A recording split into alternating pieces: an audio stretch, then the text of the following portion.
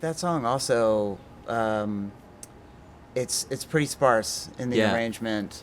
Kind of what we were talking about before. You really zero in on the vocal performance, but also sonically feels different. There's only like 3 aspects of you have the drums that Dan programmed, delayed, and then which keyboard is that? That's also the synth Prophet, yeah. And your vocal performance, and what else? That's it. Just those 3 things. And then at the end, we layered the Prophet on came in the high register and the low, just to create a bit of a crescendo. But yeah, that was just the simple way that we wanted to do it. And that also, we added other stuff, or talked about adding other things. But it just felt like such a nice world to be in. And if the listener was patient enough, it felt like you could be rewarded. There were times I remember in the recording when I was listening to it, and I thought, like, I don't know, it was losing me, and I felt like something needed to happen.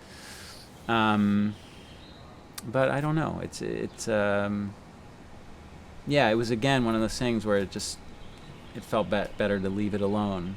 So, I guess listeners have to decide if they get bored or not, and I think it works. Yes. And so, that's how we left it. I agree. It works. That's interesting to think. Sometimes you have to resist that impulse. Sometimes you just know that something else has to come in, and sometimes you have to think twice about whether you need to keep piling stuff on. Yeah, in that minimalist approach, you add something if it's absolutely necessary.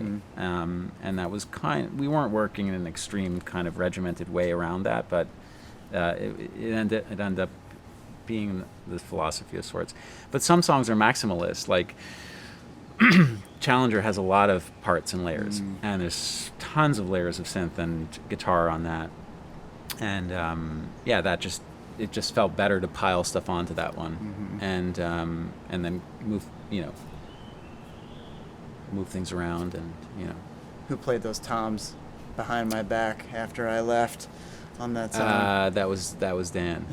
I ended up playing high, like roto-tom style on, or like not roto-toms, but they were these little hand drums, but I played them with sticks, and they're faint. They were louder in the mix at first, and they're in the choruses of An Accident. Oh, right, yes. But it ended up having like a little bit too much of a cha-cha, so we blended them down, and then it was fine. But yeah. That's nice. Some funny drum stuff. I mean, I'm completely kidding. That tom stuff is exactly what Challenger needed. And the minute I heard it, it was like...